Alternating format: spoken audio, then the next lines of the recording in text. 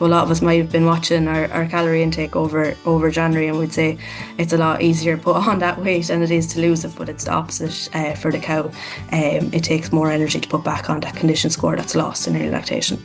I'm James Dunne, and you're welcome to the Dairy Edge, the Teagasc Dairy podcast. I'm joined this week by Dr. Aisling Claffey, Teagasc ruminant nutritionist. Aisling joins us to discuss the importance of getting herd nutrition right as we head into that spring lactation period. I started by asking Aisling what are the main energy requirements of the freshly calved cow that farmers need to be aware of. Maintenance is a huge part of it. Approximately a third of our daily energy requirements are going into the maintenance of keeping that cow going on a daily basis. And that's predominantly driven by her body weight. So the bigger the cow is, the more energy she requires to maintain herself. So I suppose a good indicator of that is your own maintenance subindex in terms of the mature body weight of your herd of cows. But if we look at a 600 kilo cow that's housed, her maintenance requirements is about 6.5 UFLs. And then we also build in her activity into her maintenance requirements. So the cow that's going out to grass, that increases by about 10%.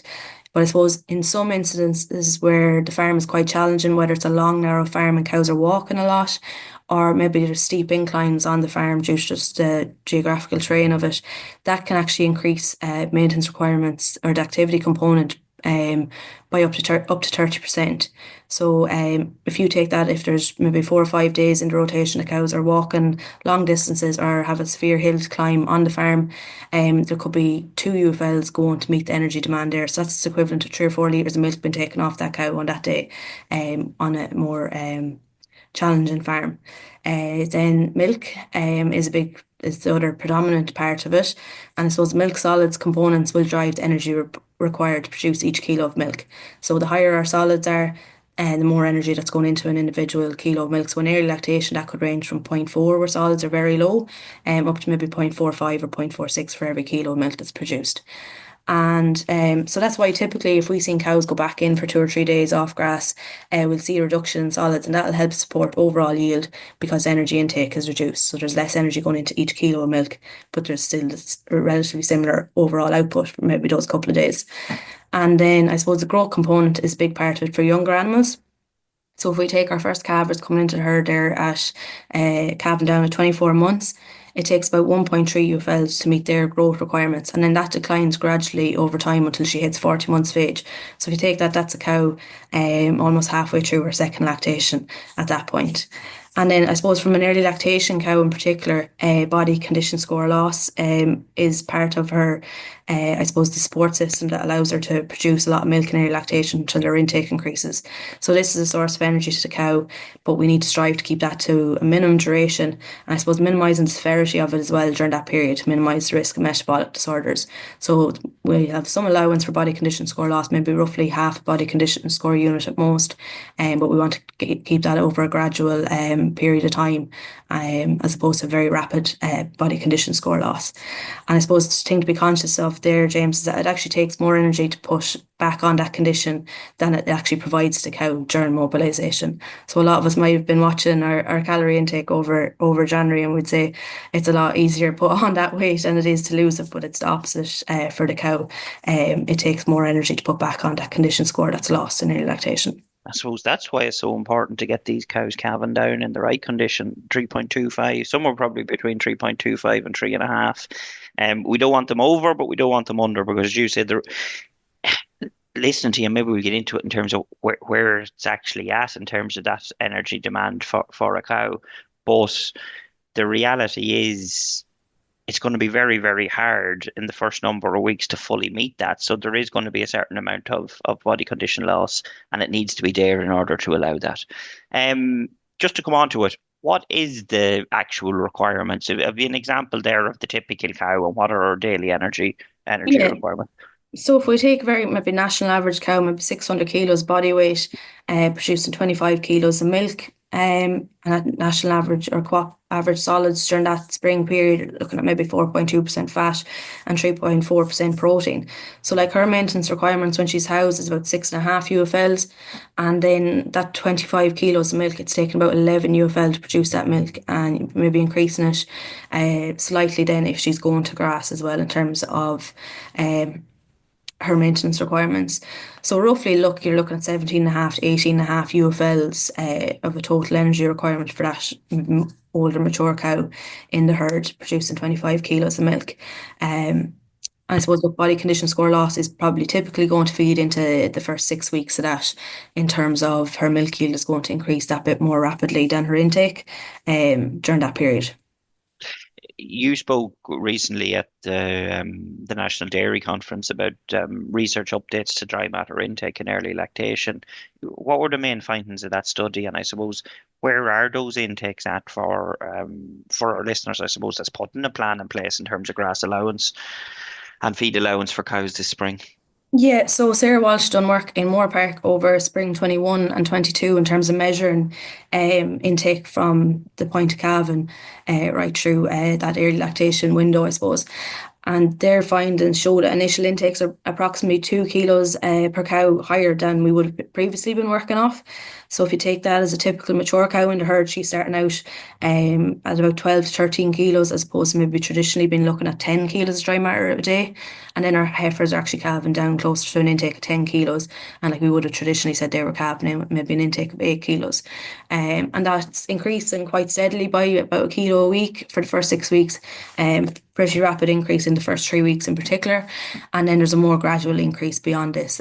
So really it's taken maybe till 10 or 12 weeks to hit that real peak. But I suppose if we looked at a typical herd breakdown, then maybe 25% heifers, you'd be looking at peak intake roughly at about 18 kilos a head. But that initial increase of 2 kilos, that's really important to bear in mind when we're allocating grass to cows in early lactation, that we're allowing for both increase in demand of the cow on a weekly basis, as well as the stocking rate increase as a greater proportion of cows come into the herd each week, depending on how quickly we're calving down that group in February. How do we best, I suppose, meet those needs then? And like the reality is, it's probably easy to sit inside in the shed, Aisling, if there is good silage in the yard, feed the concentrate. We've always heard, obviously, in terms of getting the grass, reducing the costs, and that's key. That's something that we need to remain focused on.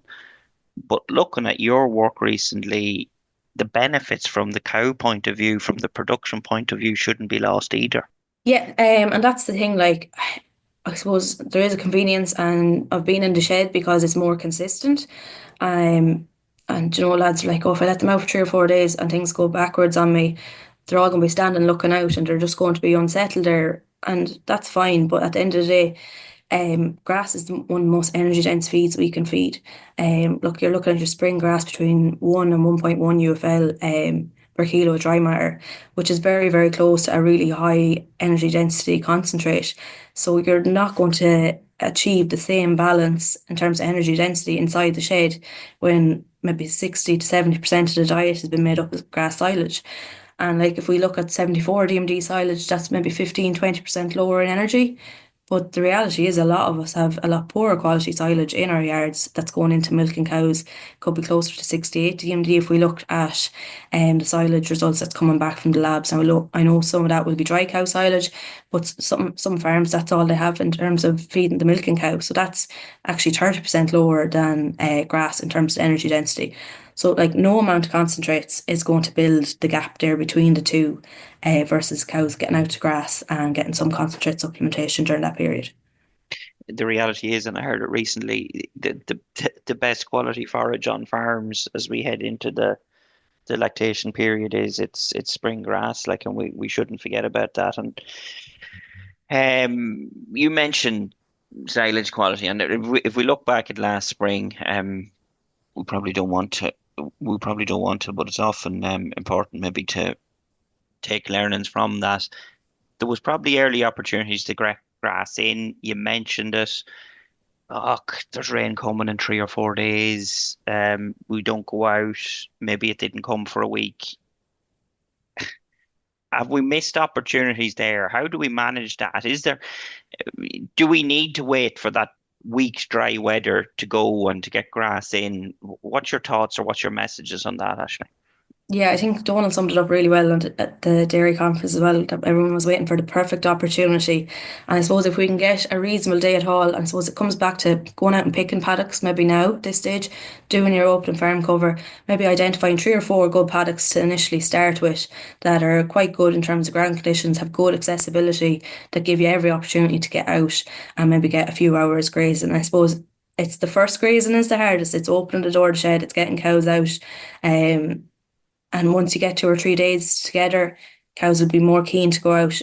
If you got a moderate wet day, they'll be anxious to get to grass. They'll go out and put their heads down and do 2 or 3 hours work, get a reasonable level of intake into them, and can come back in then if ground conditions aren't good enough to leave them out for the maybe full 5 or 6 hours of a window there. So definitely getting that initial grazing in is the key step. It's a lot easier to open the door the second and third day, or even if we had maybe a storm warning for a day or two, if everyone had to come in, it's a lot easier to take the chance to go back then again after that. You'd be more anxious to get the grass in once you get the ball rolling. So yeah, definitely maybe now take the opportunities to identify those few paddocks. Maybe even have them kind of provisionally set up for yourself as well. Um, that all you have to do is kind of adjust allocation depending on what cows are calved, or what date you get out on in terms of the demand that's probably there for the herd. So yeah, definitely take the opportunities. I suppose where we keep putting it off, we're prolonging the amount of silage that's in the diet, and that's going to have an impact on overall production. And we see it in our solids as well. Like, you know, we'll all have taken that dip in March last year when cows went back in for a few days, and I suppose the difference last year was often we'd have cows back in for 2 or 3 days. It was maybe a week or 10 days in a lot of cases last year because of prolonged periods of rain as well. So it was harder to get back out. And that has a huge impact on yield, body condition score loss, and our solids production as well. And that takes time to recover from. I suppose another aspect of Sarah's work that was done there in Moore Park was that the longer the silage is in the diet, the longer the impact is on milk protein and milk protein yield long term. And I suppose we would have seen that the people that did get out and look at it's tough going, especially when conditions are tough. And I might come to that. Like you're on off grazing, it is challenging. There is work involved, but the people that did, I suppose, firstly the sward was probably in better quality as they headed into their second round. Cows performed a lot better when they went into the early summer. But secondly, those constituents that you spoke about, where silage was in for long periods, it did really impact those herds as they headed into that early summer lactation. And you don't really recover that at any point, Aisling, do you? No, like I think in a lot of cases, if people went back and looked at their co-op performance reports, it was probably June or July before things were starting to actually come back to the previous year in terms of milk protein. Like, so that's a lot of money lost in terms of milk yield, and the value of that milk, if milk protein is been damaged for that sort of duration. So yeah, and you mentioned like the poor sward conditions as well. Like the longer that sward is growing, there's more senescence, more dead leaves. It's reducing the energy content of the sward, but it's also taking that sward longer to recover. There's a lot more stem there, so it's reducing subsequent quality as well. So like those herds that delayed turnout, they were going out to a lot more sward initially. It was harder to get the graze out on it because they were going into big, heavy covers. And then the subsequent grazing, cows had to work hard to try correct that, or you know, quality suffered for a longer period of time. Cost implications. I know you did some sums in your workshop at the National Dairy Conference. Comparing, we'll say, two particular diets, which was housed on average quality silage that's available on farms, plus a level of concentrate versus maybe even getting one grazing in there. What's the cost implications at farm level? Yeah, so I suppose, look, if we take typical feedback from farmers from last spring that went, even ones that went, had to go back in, a lot of those cows were on 68 TMD silage, and maybe only getting 6 kilos a meal. So a significant cost in that, but the energy density like of that diet, it was actually only fit to support about 16 kilos of milk for that cow, maybe a herd maybe in mid-March, with intakes maybe around 15, 16 kilos at that point. So the energy density was going to be limited. There's actually significant benefits in terms of actually increasing the amount of meal feeding if you're on that poorer quality silage, in terms of you're only increasing your costs by maybe 40 or 50 cent, but in terms of the diet was much better able to support milk production. So the margin over feed was actually significantly better.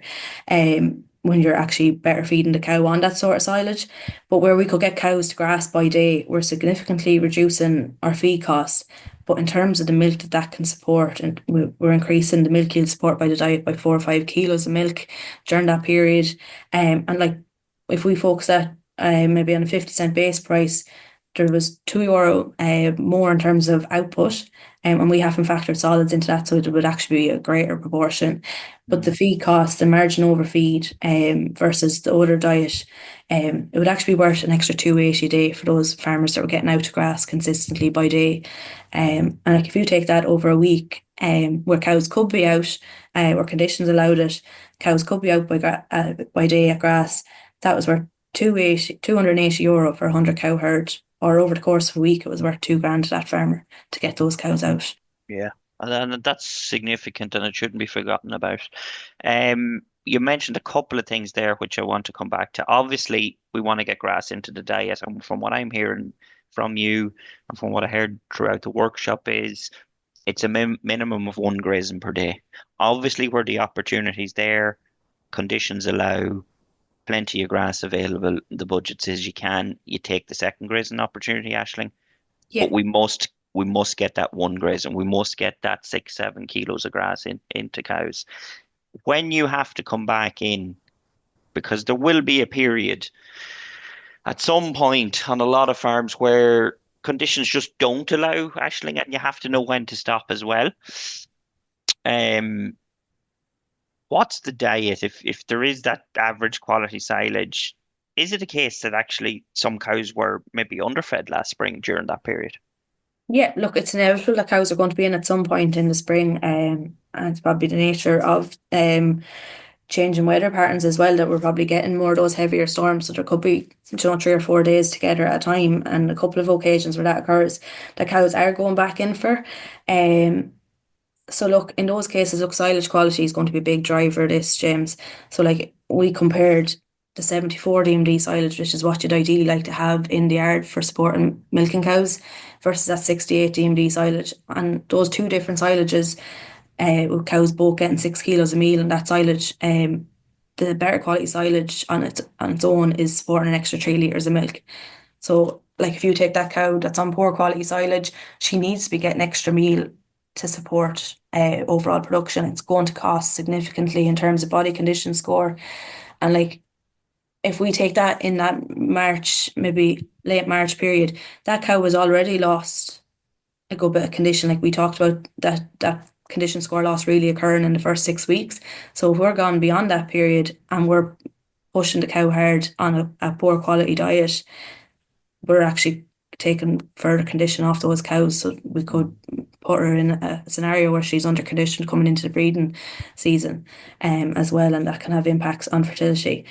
So Um, what would you be saying to be for those 3 or 4 days, maybe where farmers do have to come off in that March period? What should they be feeding along with that Yeah, so silage? that 74 DMD silage, if that's what you have in the yard, brilliant. 6 kilos will do a lot on that silage for those few days. But if you have poor quality silage, you're really looking at increasing that. So if it's 68 DMD silage, like you're really looking to be up at 8 kilos at least, to achieve a similar level of production to the 74 DMD silage on 6 kilos. So you're getting feeding an extra 2 kilos a meal to try achieve the same thing because forage quality isn't good enough. And then compare that to maybe the feeding rates. If you're getting one bout of grazing in per day, Ashling, the recommended feeding rates versus maybe getting full-time grass in. Yeah, well, look, I suppose the one grazing a day, if conditions are challenging, intake needs to be monitored as well. So, like, if it's a really wet day and you let cows out and they're only maybe achieving 80% utilisation, you need to bear that in mind. But for the most part of days where conditions are good, albeit ground conditions might be poor, and you can achieve a full utilisation or 90, 95% of the way there, trying to get 6 kilos of grass into the cows by day. You're looking at getting that back to maybe 5 kilos a meal in that scenario. And that's on poor quality silage. If you had the 74 DMD silage, you'd probably actually get away with getting that back to 4 kilos. And then if you're full-time, you're probably taking another kilo off that, I Yeah, would say. exactly. Yeah, depending on ground conditions and allocations, be looking at 3, 4 kilos a meal. If you're getting good intakes into the cows, yeah. One question which often comes up from farmers when we're talking about nutrition is crude protein percentage and what level of crude protein should they be feeding in their meal. And you're after talking to me all about energy. I suppose, firstly, is that because that's normally the limiting factor, Aisling? And I suppose the second part of my question there is maybe where should farmers be? What should they be putting in the bin? Yeah, so look, energy is the limiting factor because of intake in particular in early lactation. So for me, it really depends on how best you're going to achieve getting to grass. And if you're going to be very proactive in getting to grass in as much as possible, then really a 15% crude protein is more than adequate because you have minimal amounts of silage in the diet. It might be just a light buffer feed if cows are going out by night, or it might just be they might be in by night on some occasions, depending on grass availability on the farm and weather conditions as well. So in those scenarios, 15% is adequate. Look, we want to avoid putting surplus protein into the cow because if she hasn't energy there to utilise it, and we're talking about her being deficient in energy throughout this period, it's going to actually cost her to excrete that excess protein back out. So we're putting more pressure on her energy requirements as a result. So if there's any grass going in there at all, 15% is more than adequate. But look, ideally, still the energy density is very important for those cows that are inside full time. I would ideally be saying around 15, 16%. And if cows go in for a prolonged period, so more than 2 or 3 days, due to really bad weather maybe coming together, you might go in with a half kilo soya just to boost it up for that period that's poor quality silage is in the diet.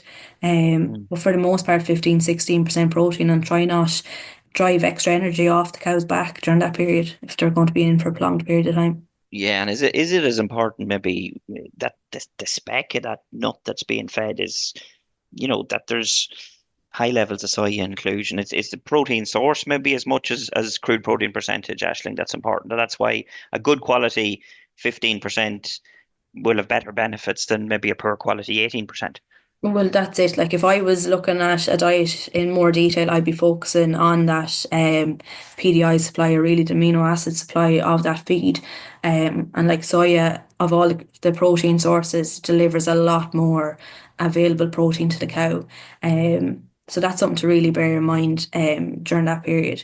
So maybe getting a small bit of soya inclusion in there. Maize distillers is quite good as well. But like if you're looking at poor quality ingredients, whether it's energy or protein going in, they're of no benefit to an early lactation cow that's under pressure. So really focusing on getting quality in across the board is really important during that period. I suppose maybe finally summarize your message to farmers and what steps should they be taking now. Grass in the diet is going to drive the overall energy density over any other forage, whether it's maize or grass silage, regardless of the quality of that. Grass is going to be at least 15, 20% ahead of the higher quality feeds. It could be even 30% higher in energy over poor quality silages. So maximising every opportunity to get to grass, whether that's by day as much as possible throughout February and into March, and where the budget is allowing that you're getting, even if it's a few hours in the evening, or getting out at night as early as possible as well when ground conditions allow it. It's going to set up that second round as well in terms of improving grass quality during that period. So it's going to have an impact on subsequent lactation performance too as a result. I suppose feed the cow well if she's not out of grass, minimise condition score loss, avoid putting excess protein in that you're going to drive extra condition off her back during that period.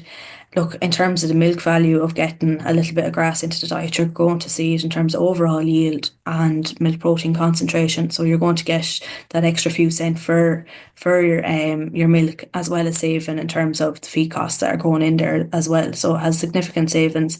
And in terms of workload as well, if you can get cows out for a few hours, just takes a little bit of pressure off the system in terms of getting cubicles done, maybe time to get calves looked after, get bedding done there as well.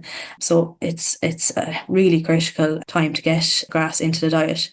And I suppose, look, we're in late January now, so look, a few key steps: measure open farm cover, go and buy an extra few reels if you haven't got too many available to you, or go find them. They might be missing since last year.